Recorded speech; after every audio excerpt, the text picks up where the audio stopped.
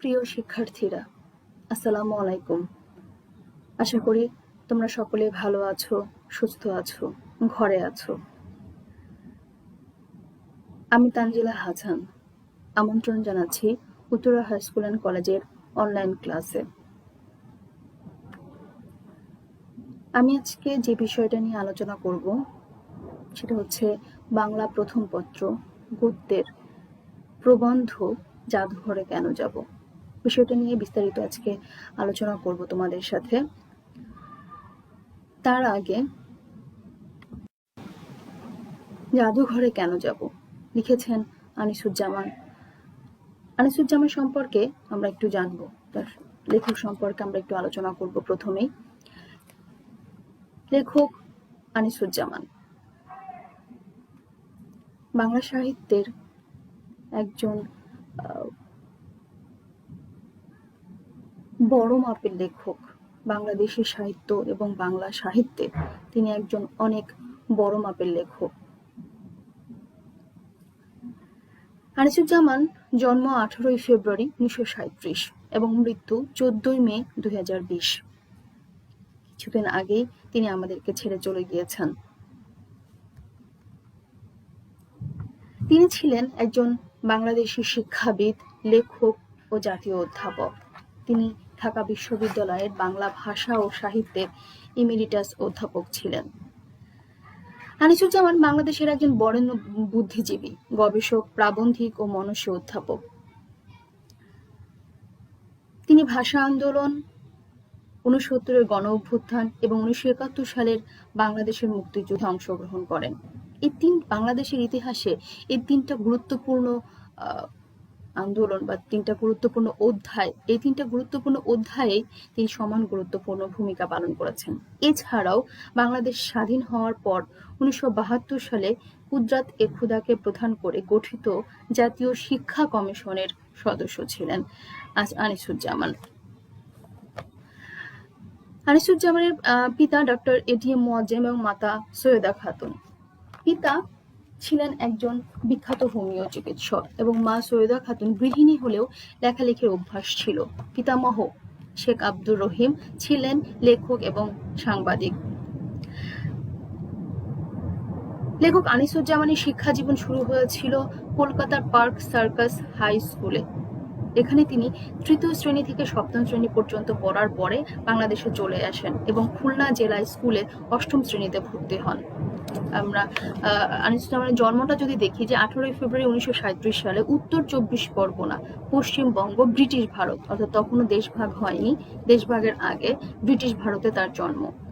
এরপরে 8ম শ্রেণী পর্যন্ত তিনি খুলনা জেলা স্কুলে 8ম শ্রেণীতে তিনি ভর্তি হন এবং 1 বছর পর পরিবারের সাথে তিনি ঢাকায় চলে আসেন এবং প্রিয়নাথ স্কুল 1951 সালে তিনি ঢাকার প্রিয়নাথ স্কুলের থেকে মাধ্যমিক, যেটা ঢাকার প্রিয়নাথ স্কুল, যেটার বর্তমান নাম হচ্ছে নবাব সরকারি উচ্চ বিদ্যালয়, এখানে তিনি ভর্তি হন। এখান থেকে তিনি মাধ্যমিক পাশ করেন এবং 1953 সালে তিনি জগন্নাথ কলেজ থেকে উচ্চ মাধ্যমিক সম্পন্ন করেন। এরপর তিনি ঢাকা বিশ্ববিদ্যালয় থেকে বাংলা বিভাগে স্নাতক ও স্নাতকোত্তর এবং পিএইচডি ডিগ্রি লাভ করেন। এছাড়াও তিনি উচ্চতর শিক্ষা লাভ করেছেন শিকাগো ও লন্ডন বিশ্ববিদ্যালয় থেকে। 1956 সালে তিনি ঢাকা বিশ্ববিদ্যালয় থেকে স্নাতক পাশ করেন এবং 1957 সালে তিনি এই বিষয়ে আবার স্নাতকোত্তর ডিগ্রি অর্জন করেন এবং তিনি প্রথম শ্রেণীতে প্রথম স্থান অধিকার করেছিলেন ঢাকা বিশ্ববিদ্যালয় থেকে। 1958 সালের ফেব্রুয়ারিতে তিনি বাংলা একাডেমির গবেষণা বৃত্তি লাভ করেন। এছাড়া 1958 সালেই তিনি ঢাকা বিশ্ববিদ্যালয়ে ইংরেজ আমলের বাংলা সাহিত্যে বাঙালি মুসলমানের চিন্তাধারায় 1757 থেকে 1918 এই বিষয়ে তিনি পিএইচডি ডিগ্রি শুরু করেন। 1959 সালে ঢাকা বিশ্ববিদ্যালয়ে বাংলা বিভাগের শিক্ষক হিসেবে তিনি যোগদান করেন। তিনি দীর্ঘকাল চট্টগ্রাম ও ঢাকা বিশ্ববিদ্যালয়ে অধ্যাপনা করেছেন। তিনি ঢাকা বিশ্ববিদ্যালয়ের ইমেরিটাস অধ্যাপক ছিলেন। 1965 সালে শিকাগো বিশ্ববিদ্যালয় থেকে 19 শতকের বাংলার সাংস্কৃতিক ইতিহাস, ইয়ং বেঙ্গল ও সমকাল বিষয়ে পোস্ট ডক্টরাল ডিগ্রি অর্জন করেন তিনি। এছাড়া তিনি যেটা বলেছি আগে যে কর্মজীবন শুরু করেছিলেন ঢাকা বিশ্ববিদ্যালয়ের শিক্ষকতা দিয়ে। 1969 সালের জুনে তিনি চট্টগ্রাম বিশ্ববিদ্যালয়ে বাংলা বিভাগের রিডার হিসাবে যোগদান করেন। বাংলাদেশের স্বাধীনতা যুদ্ধ শুরু হলে তিনি 1971 সালে 31 মার্চ পর্যন্ত চট্টগ্রাম বিশ্ববিদ্যালয়ে অবস্থান করেন এবং পরবর্তীকালে ভারত গমন করে শরণার্থী শিক্ষকদের সংগঠন বাংলাদেশ শিক্ষক সমিতির সাধারণ সম্পাদকের দায়িত্ব পালন করেন। যুদ্ধকালীন গঠিত অস্থায়ী বাংলাদেশ সরকারের পরিকল্পনা কমিশনের সদস্য হিসাবে যোগ দেন। 1985 সালে তিনি চট্টগ্রাম বিশ্ববিদ্যালয় থেকে আবার ঢাকা বিশ্ববিদ্যালয়ে চলে আসেন। 2003 সালে তিনি ঢাকা বিশ্ববিদ্যালয় থেকে অবসর গ্রহণ করেন। ঠিক আছে। এছাড়াও তিনি ছিলেন শিল্পকলা বিষয়ক ত্রৈমাসিক পত্রিকা যামিনী এবং বাংলা মাসিক পত্র কালি ও কলমের সম্পাদক মণ্ডলীর সভাপতির দায়িত্ব পালন করেছেন। এছাড়াও লেখকের এই ব্যক্তিগত পরিচয় ছাড়াও তার কিছু বিখ্যাত সাহিত্য রয়েছে। তিনি বাংলা সাহিত্যের গবেষণা গ্রন্থ লিখেছেন, বাঙালি নারীদেরকে নিয়ে লিখেছেন। তার গবেষণা গ্রন্থগুলোর মধ্যে রয়েছে মুসলিম মানুষ ও বাংলা সাহিত্য, মুসলিম বাংলার সাময়িক পত্র, স্বরূপের সন্ধানে, 18 শতকের চিঠি, পুরনো বাংলা গদ্য, বাঙালি নারী, বাঙালি সংস্কৃতি ও অন্যান্য, ইহজাগতিকতা ও অন্যান্য, সংস্কৃতি ও সংস্কৃতি সাধক, চেনা মানুষের মুখ, আমার 71, কাল নিরবধি, বিপুলা পৃথিবী। এগুলো হচ্ছে তার উল্লেখযোগ্য গ্রন্থ। এছাড়াও তিনি আরো অসংখ্য গ্রন্থ লিখেছেন, অসংখ্য গবেষণা গ্রন্থ রয়েছে তার বাংলা সাহিত্যে। 1970 সালে এখানে আমি কিছু পুরস্কার দিয়েছি, যেমন 1970 সালে বাংলা একাডেমি সাহিত্য পুরস্কার লাভ করেন, 1985 সালে 21 পদক লাভ করেন, 2015 সালে স্বাধীনতা পুরস্কার লাভ করেন। এছাড়াও তিনি আলাউল সাহিত্য পুরস্কার লাভ করেছেন, রবীন্দ্র ভারতী বিশ্ববিদ্যালয় কর্তৃক ডিলিট উপাধি গ্রহণ করেছেন 2005 সালে এবং ভারত সরকার কর্তৃক পদ্মভূষণ উপাধি পেয়েছেন তিনি। 1993 ও 2017 সালে 2 বার আনন্দবাজার পত্রিকা কর্তৃক প্রদত্ত আনন্দ পুরস্কার পেয়েছেন তিনি। এছাড়া তিনি 2018 সালে কলকাতা বিশ্ববিদ্যালয় কর্তৃক প্রদত্ত জগত্তারিণী উপাধি লাভ করেছিলেন। এছাড়াও 2018 সালে 19 জুন বাংলাদেশ সরকার তাকে জাতীয় অধ্যাপক হিসেবে নিয়োগ দেয়। এই সমস্ত কিছু হচ্ছে ডক্টর আনিসুজ্জামানের পুরস্কার সমূহ। তিনি ঢাকা বিশ্ববিদ্যালয়ের ইমিরেটাস অধ্যাপক ছিলেন। ইমিরেটাস অধ্যাপক বলতে বোঝায় যেটা যে একটা নির্দিষ্ট সময় পর্যন্ত অধ্যাপকের অধ্যাপক থেকে অবসর গ্রহণ করার পরেও তার সুযোগ সুবিধা সমূহ লাভ করা। তো এই হচ্ছে আমাদের লেখক সম্পর্কে, ডক্টর আনিসুজ্জামান সম্পর্কে বলা। এরপরে আমরা আজকে যে বিষয় আলোচনা করব, যেটা আমি আগেও বলেছি, সেটা হচ্ছে জাদুঘরে কেন যাব। লেখকের এই জাদুঘরে কেন যাব, এটি এখান থেকে আমি পাঠ পরিচিতি একটু দিয়েছি, সেটা বই থেকেই দিয়েছি আমি। জাদুঘরে কেন যাব বইয়েই দেয়া আছে তোমাদের পাঠ পরিচিতিটা। এই রচনাটি চট্টগ্রাম বিশ্ববিদ্যালয় জাদুঘরের রজত জয়ন্তী উপলক্ষে শামসুল হুসাইনের সম্পাদনায় প্রকাশিত স্মারক পুস্তিকা ঐতিহ্যায়ন থেকে সংকলিত হয়েছে, যেটা 2003 সালে প্রকাশিত হয়। পাঠ পরিচিতিতে এখানে বলা আছে যে বিষয়টা, সেটা হচ্ছে জাদুঘর হচ্ছে এমন এক সার্বজনীন প্রতিষ্ঠান যেখানে মানব সভ্যতা ও সংস্কৃতির বৈচিত্র্যপূর্ণ ও ঐতিহাসিক নিদর্শন সংগ্রহ করে রাখা হয় সংরক্ষণ, প্রদর্শন ও গবেষণার জন্য। অর্থাৎ জাদুঘর কেবল বর্তমান প্রজন্মের কাছে নিদর্শনগুলি প্রদর্শন করে না, ভবিষ্যৎ প্রজন্মের জন্যও সেগুলি সংরক্ষণ করে রাখে। সংগৃহীত নিদর্শনগুলিকে জাদুঘরে যথাযথভাবে পরিচিতিমূলক বিবরণ সহ এমন আকর্ষণীয়ভাবে প্রদর্শন করা হয় যেন তা থেকে দর্শকরা অনেক কিছু জানতে পারেন, পাশাপাশি আনন্দও পান। এছাড়াও জাদুঘরে আয়োজন করা হয় বক্তৃতা, সেমিনার, চলচ্চিত্র প্রদর্শন ইত্যাদির। পরিদর্শকদের মধ্যে জানার কৌতূহল বাড়িয়ে তোলাই এর উদ্দেশ্য। এভাবে জাদুঘর ইতিহাস ও ঐতিহ্য, বিজ্ঞান ও সংস্কৃতি ইত্যাদি সম্পর্কিত জ্ঞান ও তথ্যের সাথে জনগণকে আকৃষ্ট ও সম্পৃক্ত করায় গুরুত্বপূর্ণ ভূমিকা পালন করে। এই গুরুত্বের কথা এবং মানব জাতির আত্মপরিচয় তুলে ধরায় নানা ধরনের জাদুঘরের ভূমিকার কথা বর্ণিত হয়েছে এই প্রবন্ধে। আমরা পাঠ পরিচিতি থেকে যেটুকু জানলাম যে জাদুঘরের ভূমিকাটা কি, লেখক আনিসুজ্জামান এই প্রবন্ধটাতে যে বিষয়টা তুলে ধরার ক্ষেত্রে গুরুত্বপূর্ণ ভূমিকা রেখেছেন, সেটা হচ্ছে জাদুঘরের ভূমিকা কি, জাতীয় জীবনে জাদুঘরের ভূমিকাটা আসলে কি, জাদুঘর ঠিক কি ধরনের ভূমিকা পালন করছে জাতীয় জীবনে। বাংলাদেশের প্রেক্ষাপটেও তিনি বর্ণনা করেছেন এই গুরুত্বটা এবং বিশ্ব প্রেক্ষাপটেও তিনি বর্ণনা করেছেন।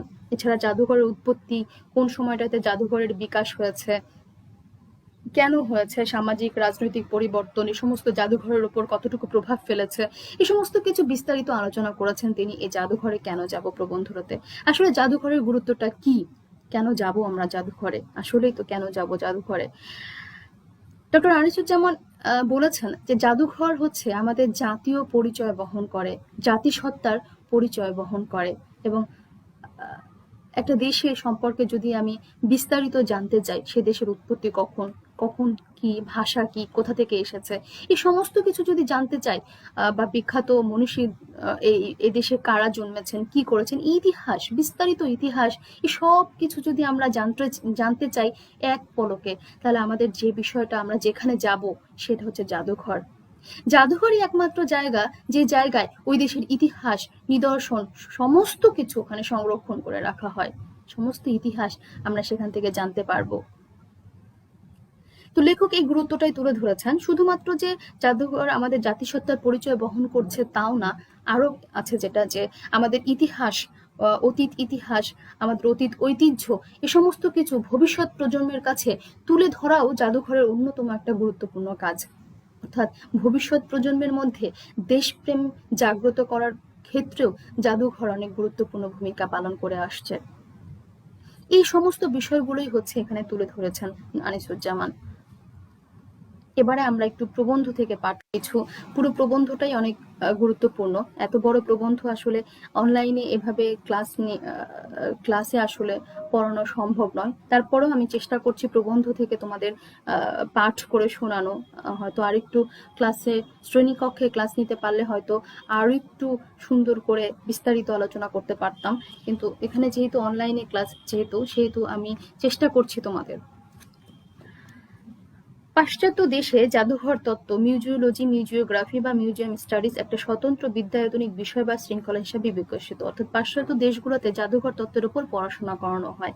আলেকজান্দ্রিয়ায় নাকি পৃথিবীর প্রথম জাদুঘর স্থাপিত হয়েছিল খ্রিস্টপূর্ব 3য় শতাব্দীতে বা তার কাছাকাছি সময়ে। ঠিক নির্দিষ্ট বলতে পারছি না, আমি তখন উপস্থিত ছিলাম না, কিন্তু এটুকু দ্বিধাহীনভাবে বলা যায় সে সময়ে জাদুঘর তত্ত্ববিদদের কেউ তার ধারে কাছে ছিলেন না। তার মানে আমরা যেটা জানতে পারছি, বিশ্বের প্রথম জাদুঘরের নাম হচ্ছে আলেকজান্দ্রিয়া, মানে আলেকজান্দ্রিয়া বিশ্বের প্রথম জাদুঘর স্থাপিত হয়েছিল, এবং সেটা খ্রিস্টপূর্ব 3য় শতাব্দী বা তার কাছাকাছি সময়। এবং লেখক এটা স্পষ্ট করে বলে দিচ্ছেন যে জাদুঘর যে প্রতিষ্ঠিত হয়েছিল, বিশ্বের প্রথম এই যে জাদুঘরটা প্রতিষ্ঠিত হয়েছিল, এই জাদুঘর প্রতিষ্ঠা করেছিলেন কোনো জাদুঘর তত্ত্ববিদদের কেউ বা কোনো বিশেষজ্ঞ কেউ এই জাদুঘর প্রতিষ্ঠা করেননি। তাহলে ঠিক কি কারণে, কোন ভাবনা থেকে একজন মানুষ একটা জাদুঘর প্রতিষ্ঠা করলেন, এটা একটা ভাববার বিষয়। পৃথিবীতে এই প্রথম জাদুঘরে ছিল নিদর্শন সংগ্রহশালা ও গ্রন্থাগার, ছিল উদ্ভিদ উদ্যান ও উন্মুক্ত চিড়িয়াখানা। তবে এটা নাকি ছিল মুখ্যত দর্শন চর্চার কেন্দ্র। এ থেকে আমাদের মনে দুটি ধারণা জন্মে। জাদুঘর গড়ে উঠেছিল প্রতিষ্ঠাতার রুচিমাফিক, আর তার দর্শকেরা সেখানে যেতেন নিজের নিজের অভিপ্রায় অনুযায়ী বিশেষ বিশেষ অংশে। হয়তো কেউ কেউ ঘুরে ফিরে সর্বক্ষেত্রে উপস্থিত হতেন। অর্থাৎ তাহলে আমরা বিশ্বের এই যে প্রথম জাদুঘর, এখানে কি কি ছিল, তার মানে এটা আমরা বুঝতে পারছি যে বিশ্বের এই প্রথম জাদুঘরটা ছিল মেলানো মেশানো একটা জাদুঘর, যেখানে সংগ্রহশালা ছিল, গ্রন্থাগার ছিল, চিড়িয়াখানা ছিল, উদ্ভিদ উদ্যান ছিল। এখানে মানুষজন যেতেন, যে যার যেটা পছন্দ সেটা দেখতেন, এবং ঘুরে ফিরে দেখা যাচ্ছে সবই দেখতেন। কালক্রমে প্রাচীন জিনিসপত্র সম্পর্কে আগ্রহ বাড়ছিল, এবং সম্পন্ন ব্যক্তি বা পরিবারের উদ্যোগে তা সংগৃহীত হয়ে জাদুঘর গড়ার ভিত্তি রচনা করছিল। প্রাচ্য দেশেও এমন সংগ্রহের কথা অবিদিত ছিল না। তবে ইউরোপীয় রেনেসাঁসের পরে পাশ্চাত্য দেশে এ ধরনের প্রয়াস অনেক বৃদ্ধি পায়। ইউরোপীয় রেনেসাঁ খ্রিস্টীয় 14 বা 16 শতক ধরে ইউরোপে শিল্প, সাহিত্য, জ্ঞান চর্চা ও চিন্তা চেতনার ক্ষেত্রে যে নবজাগরণ হয়েছিল সেটাকে বলা হয় ইউরোপীয় রেনেসাঁ, যেটা আসলে মূলত মধ্যযুগ থেকে আধুনিক যুগে উত্তরণ। এই মধ্যযুগ থেকে আধুনিক যুগে উত্তরণটাকে বলা হয় ইউরোপীয় রেনেসাঁ। তোমাদের শব্দার্থে খুব সুন্দর করে দেয়া আছে। তাহলে ইউরোপীয় রেনেসাঁসের পরে বলেছে যে পাশ্চাত্য দেশগুলোতে জাদুঘর প্রতিষ্ঠা করার প্রয়াস অনেক বৃদ্ধি পায়। এরকম ব্যক্তিগত বা পারিবারিক জাদুঘরে কখনো কখনো জনসাধারণ সামান্য প্রবেশ মূল্য দিয়ে ঢুকতে পারত বটে, তবে অধিকাংশ খোলা থাকতো না। রাজরাজরারা বা সামন্ত প্রভুরা যেসব সংগ্রহশালা গড়ে তুলতেন, তাতে থাকতো ওইসব মহাশয়ের শক্তি, সম্পদ ও গৌরবের ঘোষণা। অর্থাৎ যে সমস্ত রাজারা তাদের শাসনকে কেন্দ্র করে জাদুঘর গড়ে তুলতেন, তার সমস্ত কিছুই ছিল তাদের ব্যক্তিগত ইতিহাস, ব্যক্তিগত ঐতিহ্য, এগুলো তুলে ধরাই ছিল একমাত্র প্রয়াস। 16 শতকের আগে যৌথ কিংবা নাগরিক সংস্থার উদ্যোগে জাদুঘর নির্মাণের চেষ্টা হয়নি। তার মানে কখন 16 শতকের আগে। নবনির্মিত এসব জাদুঘরই জনসাধারণের জন্য অবহিত হয় গণতন্ত্রের বিকাশের ফলে কিংবা বিপ্লবের সাফল্যে। অর্থাৎ সামাজিক এবং রাজনৈতিক পরিবর্তনটা জাদুঘর বিকশিত হওয়ার ক্ষেত্রে অনেক গুরুত্বপূর্ণ ভূমিকা পালন করেছে। ফরাসি বিপ্লবের পরে প্রজাতন্ত্র সৃষ্টি করে লুভ, উন্মোচিত হয় ভেরসাই প্রাসাদের দ্বার, লুভর মিউজিয়াম, ফ্রান্সের বিখ্যাত মিউজিয়াম লুভ। এটা হচ্ছে ফ্রান্সের জাতীয় জাদুঘর এবং আর্ট গ্যালারি, ঠিক আছে। এই লুভ মিউজিয়াম বলছে যে ফরাসি বিপ্লবের পরেই প্রজাতন্ত্র সৃষ্টি করে লুভ, উন্মোচিত হয় ভেরসাই প্রাসাদের দ্বার। রুশ বিপ্লবের পরে লেনিনগ্রাদের রাজপ্রাসাদে গড়ে ওঠে রুশ বিপ্লব। এটা আরো একটা গুরুত্বপূর্ণ। রুশ বিপ্লব এখানে তোমাদের শব্দার্থে দেয়া আছে, 1917 সালে রুশ বিপ্লব হয়েছিল। তো রুশ বিপ্লবের পরে লেনিনগ্রাদের রাজপ্রাসাদে গড়ে ওঠে আরো একটা বিখ্যাত বড় তোমাদের মিউজিয়াম, সেটা হচ্ছে হারমিতিয়ে, ঠিক আছে। এটা অনেক বড় এবং বিখ্যাত একটা জাদুঘর। টাওয়ার অফ লন্ডনের মতো ঐতিহাসিক প্রাসাদ এবং তার সংগ্রহ যে সর্বজনের চক্ষুগ্রাহ্য হলো, তা বিপ্লবের না হলেও ক্রমবর্ধমান গণতন্ত্রায়নের ফলে। অর্থাৎ সামাজিক পরিবর্তন, রাষ্ট্রীয় পরিবর্তন, শাসন ব্যবস্থার পরিবর্তনের ফলে বিশ্বে জাদুঘর বিকশিত হয়, প্রতিষ্ঠা এবং উন্মোচিত হয়। সেটা অনেক ক্ষেত্রেই প্রভাব ফেলে এই সমস্ত পরিবর্তনগুলো। ব্যক্তিগত সংগ্রহের অধিকারীরাও এক সময় তা জনসাধারণের কাছে উন্মুক্ত করার প্রেরণা বোধ করেন এবং কখনো কখনো এসব ব্যক্তিগত সংগ্রহের দায়িত্বভার রাষ্ট্র গ্রহণ করে তা সকলের গোচরীভূত করার ব্যবস্থা করে। 17 শতকে ব্রিটেনে প্রথম পাবলিক মিউজিয়াম গড়ে ওঠে অক্সফোর্ড বিশ্ববিদ্যালয়ে। এবং এই অক্সফোর্ড বিশ্ববিদ্যালয়ে গড়ে ওঠে এখানকার অ্যাশমোলিয়ান মিউজিয়ামের সৃষ্টি হয় পিতা পুত্র দুই প্রোটেস্ট্যান্ট এবং অ্যাশমোল এই তিনজনের সংগ্রহ দিয়ে। তার মানে তিনজন ব্যক্তিগতভাবে যা সংগ্রহ করেছিলেন সেটাই ব্রিটেনের প্রথম পাবলিক মিউজিয়াম হিসেবে গড়ে ওঠে। 18 শতকে রাষ্ট্রীয় প্রচেষ্টায় প্রতিষ্ঠিত হয় ব্রিটিশ মিউজিয়াম। কত শতকে? 18 শতকে। তবে তার ভিত্তিও ছিল অপর তিনজনের সংগ্রহ, sir Hans Sloane, sir Robert Cotton ও আর্ল অফ অক্সফোর্ড রবার্ট হার্লির। এই তিনজনের সংগ্রহ দিয়ে গড়ে ওঠে ব্রিটিশ মিউজিয়াম, যেটা ব্রিটেনের জাতীয় জাদুঘর। এসব কথা উল্লেখ করার একমাত্র কারণ এই যে সামাজিক ও রাজনৈতিক অবস্থা এবং তার পরিবর্তন যে জাদুঘরের রূপকে বড় রকম প্রভাবান্বিত করে সে বিষয়টা তুলে ধরা। জাদুঘরে প্রবেশাধিকার না পেলে কিংবা নাগরিকদের জন্য জাদুঘর গড়ে না উঠলে সেখানে যাওয়ার প্রশ্নই উঠত না। কেন যাব সে চিন্তা তো অনেক দূরের বিষয়। এ প্রসঙ্গে আরো একটা কথা বলা যেতে পারে। পুঁজিবাদের সমৃদ্ধি এবং বিজ্ঞান ও প্রযুক্তির বিকাশের ফলে 19 শতকে জাদুঘরের সংখ্যা বৃদ্ধি ঘটে। সাম্রাজ্যবাদী শক্তিগুলো তাদের উপনিবেশে জাদুঘর প্রতিষ্ঠা করতে থাকে। সাম্রাজ্যবাদী শক্তিগুলো যে দেশগুলো দখল করে, শাসন ব্যবস্থা কায়েম করে যে দেশগুলোতে, সেই দেশগুলোতে তাদের শক্তিমত্তা প্রকাশ করার জন্য তাদের শক্তি প্রকাশ, তাদের ইতিহাস ঐতিহ্য তুলে ধরার জন্য জাদুঘর প্রতিষ্ঠা করতে থাকে। তেমনি একদিকে শিল্পোন্নতি এবং অন্যদিকে উপনিবেশবাদের অবসানের ফলে 20 শতকে জাদুঘর স্থাপনার কাজটি দ্রুত এগিয়ে যায়। সদ্য স্বাধীন দেশগুলো আত্মপরিচয় দানের প্রেরণায় নতুন নতুন জাদুঘর প্রতিষ্ঠায় প্রবৃত্ত হয়। সদ্য স্বাধীনতাপ্রাপ্ত দেশগুলো নিজেদের পরিচয় বিশ্বের কাছে তুলে ধরার জন্য জাদুঘর প্রতিষ্ঠা করতে থাকে। লেখক বলেছেন যে একালে আলেকজান্দ্রিয়ার মতো মেলানো মেশানো জাদুঘরের সবচেয়ে বড় দৃষ্টান্ত বোধ হয় ব্রিটিশ মিউজিয়াম। সেখানে বৃহৎ প্রত্নতাত্ত্বিক ও ঐতিহাসিক সংগ্রহশালার সঙ্গে রয়েছে বিশাল গ্রন্থাগার, স্বতন্ত্রভাবে রয়েছে উদ্ভিদ বিজ্ঞান ও জীববিদ্যার জাদুঘর। এই অংশটাতে লেখক জাদুঘরের বিকাশটা তুলে ধরেছেন, জাদুঘরের প্রকারভেদটা তুলে ধরেছেন, কি কি ধরনের জাদুঘর হয়, যে শুরু হয়েছিল কোথা থেকে এবং তা আস্তে আস্তে ঠিক কোন জায়গায় এসে আমরা দাঁড়াই। দেখো এখানে বলছে যে আর এসবের জন্য প্রয়োজন হয়েছে প্রাসাদোপম অট্টালিকার। অভ্যাগতদের মধ্যে যিনি যেখানে যেতে চান, যা দেখতে চান ও জানতে চান তিনি তা করতে পারেন। তবে এখনকার প্রবণতা হচ্ছে প্রাকৃতিক জগতের নিদর্শনের সঙ্গে মানুষের মানবসৃষ্ট নিদর্শন আলাদা করে রাখা আর বিশেষ বিশেষ ক্ষেত্র নিয়ে ছোট বড় জাদুঘর গড়ে তোলা। গত 30 বছরে ব্রিটেনে জাদুঘরের সংখ্যা দ্বিগুণ হয়েছে। তবে যদিও ব্রিটিশ মিউজিয়ামের সমতুল্য দ্বিতীয় কোনো জাদুঘর সে দেশে তৈরি হয়নি। জাদুঘরের বৈচিত্র্য আজ খুবই চোখে পড়ে। সে বৈচিত্র্য একদিকে যেমন সংগ্রহের বিষয়গত, তেমনি গঠনগত, অন্যদিকে প্রশাসনগত। অর্থাৎ জাদুঘরের শ্রেণী বিভাগ বিষয়গত আছে, গঠনগত আছে এবং প্রশাসনগত আছে।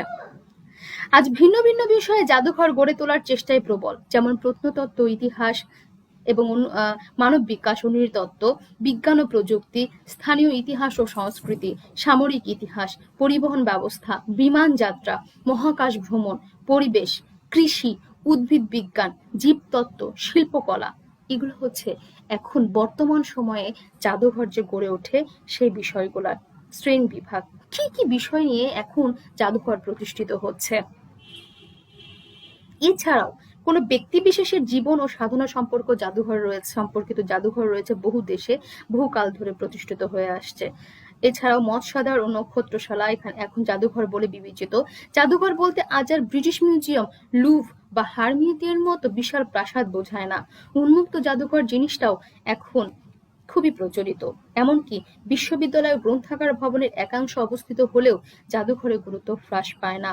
প্রশাসনের দিক দিয়ে স্বতন্ত্র শ্রেণী জাদুঘরের মধ্যে রয়েছে জাতীয় জাদুঘর, স্থানীয় বা আঞ্চলিক জাদুঘর, বিশ্ববিদ্যালয় জাদুঘর ও একান্ত ব্যক্তিগত উদ্যোগে করা জাদুঘর। এছাড়াও বলেছে যে আমাদের দেশ থেকে উদাহরণ নিলে বলবো, এখানে যেমন আছে বাংলাদেশ জাতীয় জাদুঘর, তেমনি আছে চট্টগ্রামের জাতিতাত্ত্বিক জাদুঘর, তেমনি আছে ঢাকার নগর জাদুঘর, মুক্তিযুদ্ধ জাদুঘর, বঙ্গবন্ধু জাদুঘর, বিজ্ঞান ও সামরিক জাদুঘর, রাজশাহীর বরেন্দ্র মিউজিয়াম, চট্টগ্রাম বিশ্ববিদ্যালয় জাদুঘর, ঢাকার বলধা গার্ডেন এবং বিভিন্ন প্রত্নতাত্ত্বিক খননের এলাকার সাইট মিউজিয়াম।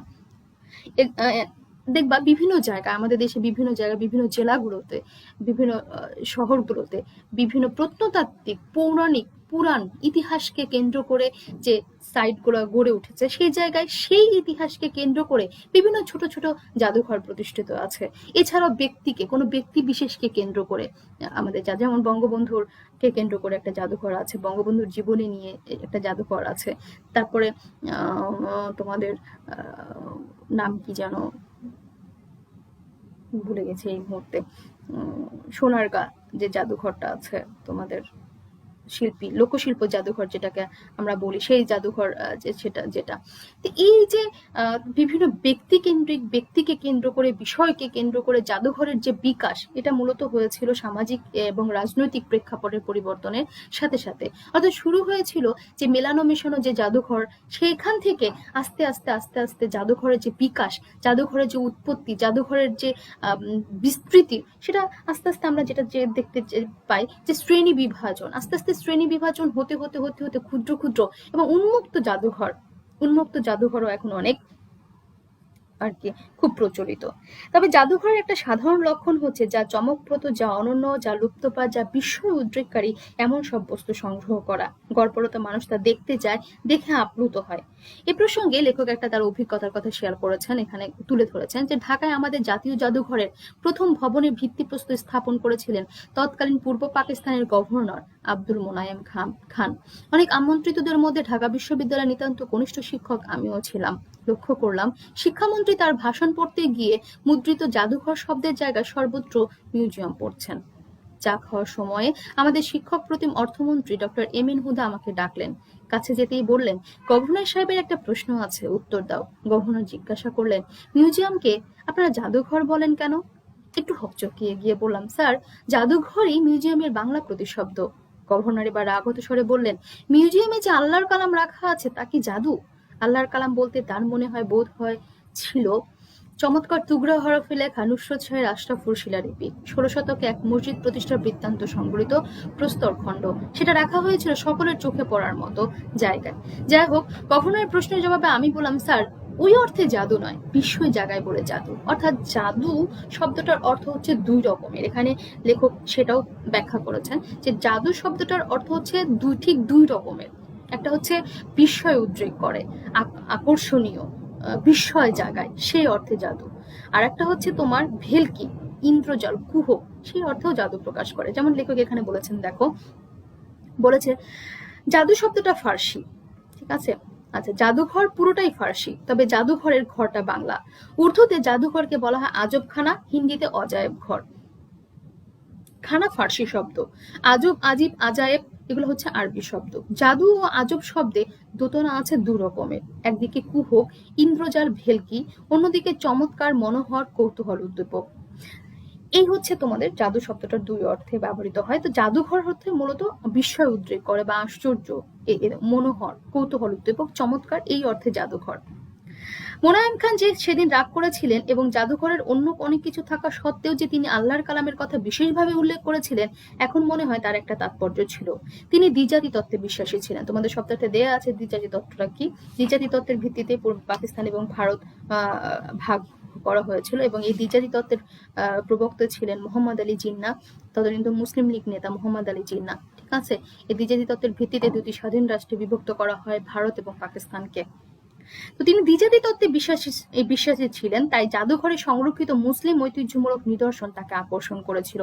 এবং বাংলায় হিন্দু মুসলমান নির্বিশেষে জাদুঘরকে যেহেতু জাদুঘর বলে, তাই তিনি সেটা বর্জন করে মিউজিয়াম শব্দটি বাংলায় ব্যবহার করতে চেয়েছিলেন মুসলমানদের স্বতন্ত্র প্রয়োগ হিসাবে। শুধু মুসলমানরাই মিউজিয়াম শব্দটা ব্যবহার করবে, যেহেতু জাদুঘর শব্দটা হিন্দু মুসলমান সকলেই ব্যবহার করছে, এজন্য লেখক চাচ্ছিলেন যে মিউজিয়াম শব্দটা ব্যবহার করবে শুধুমাত্র মুসলমানরা। অল্প বয়সে আমি যখন জাদুঘর যদি তিনি আত্মপরিচয় লাভের ক্ষেত্র হিসেবে দেখে থাকেন, তাহলে মোটেই ভুল করেননি। অল্প বয়সে আমি যখন প্রথম ঢাকা জাদুঘরে যাই, তখন আমিও এক ধরনের আত্মপরিচয়ের সূত্র সেখানে খুঁজে পাই, অতটা সচেতনভাবে না হলেও। বাংলার স্থাপত্য ভাস্কর্যের প্রাচীন নিদর্শনের সঙ্গে সেই আমার প্রথম পরিচয় ঘটে।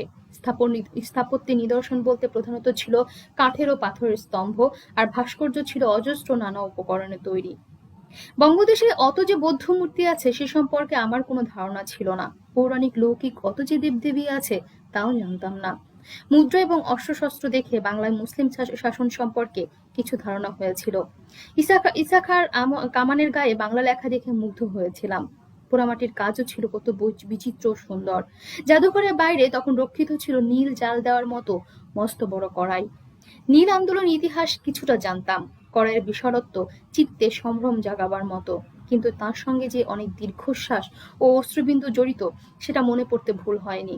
ঢাকা জাদুঘরে যা দেখেছিলাম তার কথা বলতে গেলে পরে দেখা নিদর্শনের সঙ্গে জড়িয়ে যেতে পারে, কিন্তু বঙ্গের হাজার বছরের পুরনো ইতিহাস ও সমৃদ্ধ সংস্কৃতির যে নমুনা সেখানে ছিল, তা থেকে আমি বাঙালির আত্মপরিচয় লাভ করেছি। বাঙালি জাতি কি ছিল, কেমন ছিল, কি তার ইতিহাস, কি তার উৎপত্তি, এই সমস্ত কিছু সম্পর্কে লেখক ধারণা লাভ করেছিলেন জাদুঘরে গিয়ে। তাই তিনি বলেছেন জাদুঘর বাঙালি জাতির আত্মপরিচয়ের একটা সূত্র প্রদান করেছিল।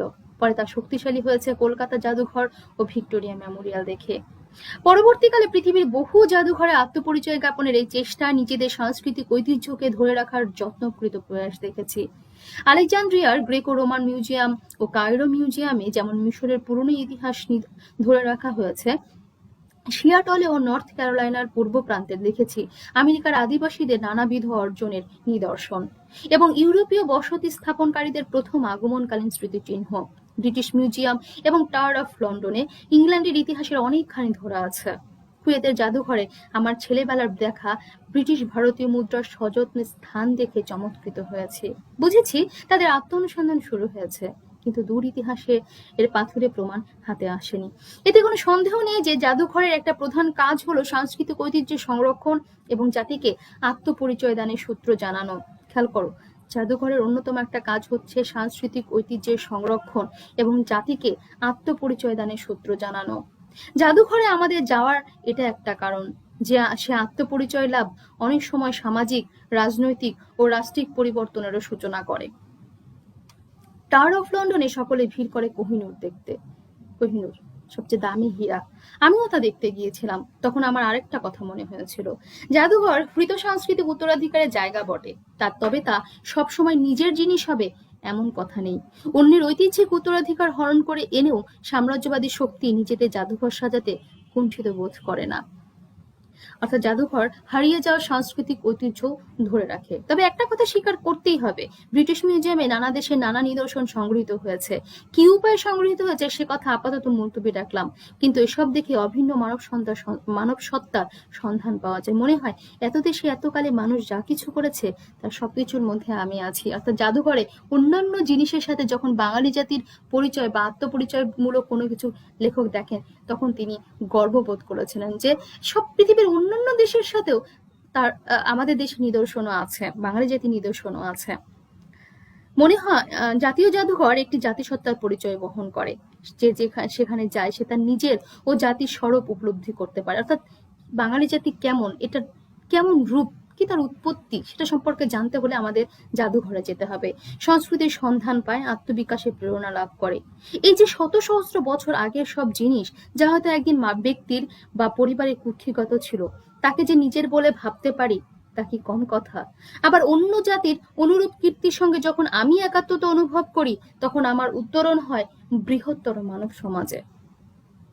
জাদুঘর আমাদের জ্ঞান দান করে, আমাদের শক্তি যোগায়, আমাদের চেতনা জাগ্রত করে, আমাদের মনোজগৎকে সমৃদ্ধ করে। জাদুঘর একটি শক্তিশালী সামাজিক সংগঠন। সমাজের এক স্তরে সঞ্চিত জ্ঞান তা ছড়িয়ে দেয় জনসমাজের সাধারণ স্তরে। গণতন্ত্রায়নের পথও প্রশস্ত হয় এভাবে। জাদুঘর শুধু জ্ঞানই ছড়িয়ে দেয় না, অলক্ষ্যে ছড়িয়ে দেয় ভাবাদর্শ। কাজে কথা বলা যেতে পারে যে জাদুঘর যেমন সামাজিক ও রাষ্ট্রীয় ভাবনা সৃষ্টি, তেমনি তা সামাজিক ও রাষ্ট্রীয় পরিবর্তনও কারণ ঘটাতে পারে। আরো একটা সোজা ব্যাপার আছে, জাদুঘর আমাদের আনন্দ দেয়। মানুষের অনন্ত উদ্ভাবন নৈপুণ্যে, তার নিরলস সৃষ্টি ক্ষমতা, তার তন্নিষ্ঠ সৌন্দর্য সাধনা, তার নিজের বারংবার অতিক্রম করার প্রয়াস, এসবের সঙ্গে পরিচয় হয়ে আমরা অশেষ উল্লসিত হই। এত কিছুর পরেও যদি কেউ প্রশ্ন করেন জাদুঘরে কেন যাবে, সূক্ষ্ম কৌতুক সঞ্চার করে প্রাবন্ধিক পরিশেষে লিখেছেন যে, তাহলে তার একমাত্র উত্তর বোধ হয় এই, কে বলেছে আপনাকে যেতে? আচ্ছা, এই হচ্ছে বিস্তারিত প্রবন্ধ। আমি চেষ্টা করেছি পড়ার, অনেক বড় প্রবন্ধটা। হয়তো শ্রেণীকক্ষ পড়ালে আমি লাইনগুলো বুঝিয়ে দিতে পারতাম সুন্দর করে বুঝিয়ে, কিন্তু এখন তো আর সম্ভব নয় সেভাবে। তারপরেও আমি চেষ্টা করেছি। আশা করি তোমরা বুঝতে পারছো যে জাদুঘরের গুরুত্বটা কি, সেটা তুলে ধরাই লেখকের একমাত্র উদ্দেশ্য। সুতরাং এই প্রবন্ধের মূল বিষয়বস্তু হচ্ছে জাদুঘর এবং তার বিভিন্ন দিক আলোচনা করা। যেটা করা হয়, যে প্রবন্ধ মূলত হচ্ছে যে একটা বর্ণনামূলক গদ্য এবং এই প্রবন্ধ বিষয়বস্তু থাকে একটা, এবং এখানে সেই বিষয়বস্তুটাকে উল্লেখ করে তারই বিভিন্ন দিক নিয়ে আলোচনা করা হয়। সুতরাং তাহলে এই প্রবন্ধটার বিষয়বস্তু হচ্ছে জাদুঘর, এবং এই জাদুঘরের বিভিন্ন দিক এখানে তুলে ধরা হয়েছে। এখানে তোমাদের জন্য সবচেয়ে গুরুত্বপূর্ণ যেটা, আমি এখানে গুরুত্বপূর্ণ কিছু তথ্য দিয়ে দিয়েছি। এটা খুবই অল্প বই পড়ে ওখান থেকে আরো কিছু নেওয়ার চেষ্টা করবে। যা কিছু আছে ওখানে আরো ক্ষুদ্র ক্ষুদ্র কিছু তোমাদের তথ্য দেয়া আছে, সেগুলো নেওয়ার চেষ্টা করবে। এছাড়াও তোমাদের অন্যান্য সমস্ত রচনার ক্ষেত্রেও তোমার শব্দার্থ অনেক ইম্পর্টেন্ট। তো এই প্রবন্ধের ক্ষেত্রেও শব্দার্থটা অনেক গুরুত্বপূর্ণ। এখানে শব্দার্থ, এখানে বিস্তারিত সমস্ত কিছু দেয়া আছে, যেমন ইউরোপীয় রেনেসা, ফরাসি বিপ্লব, রুশ বিপ্লব, টাওয়ার অফ লন্ডন, তারপর অক্সফোর্ড বিশ্ববিদ্যালয়, ব্রিটিশ মিউজিয়াম, অ্যাশমোলিয়ান মিউজিয়াম, প্রত্নতত্ত্ব, হার্মিটেজ, লুভ, তারপর হচ্ছে বাংলাদেশের জাতীয় জাদুঘর, জাতিতাত্ত্বিক জাদুঘর, ঢাকা নগর জাদুঘর, মুক্তিযুদ্ধ জাদুঘর, বঙ্গবন্ধু জাদুঘর, বিজ্ঞান জাদুঘর, সামরিক জাদুঘর, বরেন্দ্র জাদুঘর, বলধা গার্ডেন, চট্টগ্রাম বিশ্ববিদ্যালয় জাদুঘর, দ্বিজাতি তত্ত্ব, এই কলকাতা জাদুঘর, Victoria Memorial, Cairo museum, Greco Roman museum, এই সমস্ত কিছু সুন্দর করে শব্দার্থে ব্যাখ্যা করা আছে। তোমাদের জ্ঞানমূলক প্রশ্নের জন্য অনেক গুরুত্বপূর্ণ, এবং তার পাশাপাশি অনুধাবনমূলক প্রশ্নগুলোর জন্য অনেক গুরুত্বপূর্ণ এই শব্দার্থগুলো। আশা করি তোমরা শব্দার্থগুলো খুব মনোযোগ দিয়ে পড়বে। এছাড়া পুরো প্রবন্ধটাও পড়বে, খুব সুন্দর করে পড়বে। লাইনগুলো, যে গুরুত্বপূর্ণ তথ্যগুলো দেয়া আছে, যেটা খুবই জরুরি তোমাদের পড়াশোনার ক্ষেত্রে, চেষ্টা করবে এগুলো পড়ে নিজেরা একটু ব্যাখ্যা বিশ্লেষণ করতে, এবং তার পাশাপাশি আমার ক্লাসটাকে শুনবে আশা করি, এবং এখানে যে তথ্যগুলো দেওয়া আছে সেগুলো। এর বাইরে আমি কিছু গুরুত্বপূর্ণ উক্তি, যেগুলো অনুধাবনমূলক প্রশ্নের ক্ষেত্রে তোমাদের অনেক কাজে দিবে, আমি সেগুলো তুলে ধরার চেষ্টা করেছি। এখানে অনেকগুলোই দিয়ে দেওয়ার চেষ্টা করেছি। তারপরেও যদি তোমাদের বই পড়ে কোনোটা ইম্পর্টেন্ট মনে হয়, তোমরা নিজেরা একটু নিজেদের মতো করে পড়ে নিবে। এই আমি বাড়ির কাজ দিয়েছি, সম্পূর্ণ প্রবন্ধটা পড়বে, শব্দার্থ পড়বে, এবং বেশি বেশি সৃজনশীল অনুসরণ করবে। শব্দার্থ এবং প্রবন্ধ পড়লে অনুধাবনমূলক এবং জ্ঞানমূলক, এই দুটো নিয়ে তোমাদের কোনো চিন্তা করতে হবে না। এবং বেশি বেশি সৃজনশীল করতে হলে এই পাঠ পরিচিতি বা প্রবন্ধের মূল ভাবটা কি, এটা একটু নিজেরা পড়ার চেষ্টা করবে, নিজেরা একটু আয়ত্তে রাখার চেষ্টা করবে, তাহলেই পারবে। আশা করি তোমাদের উপকার আসবে, আশা করি কিছুটা হলেও তোমাদের উপকার হবে আমার এই ক্লাস, আমার ক্ষুদ্র প্রচেষ্টা। তোমরা বেশি বেশি করে পড়ালেখা করবে, নিজেরা একটু প্রস্তুতি নিয়ে রাখবে। আশা করি আমরা আমাদের এই অসুস্থ সময়টাকে খুব দ্রুতই পার করে আবার তোমাদের সাথে দেখা হবে শ্রেণীকক্ষে, আবার আমরা ক্লাস করতে পারবো, আবারও আমরা সুন্দর করে পড়ালেখা করতে পারবো, আবার আমরা স্বাভাবিক জীবনে ফিরে যেতে পারবো ইনশাআল্লাহ। ভালো থাকো সবাই, সুস্থ থাকো, সতর্ক থাকো, সচেতন থাকো, পাশাপাশি পড়ালেখা করো। সবাইকে অনেক অনেক ধন্যবাদ। আসসালামু আলাইকুম।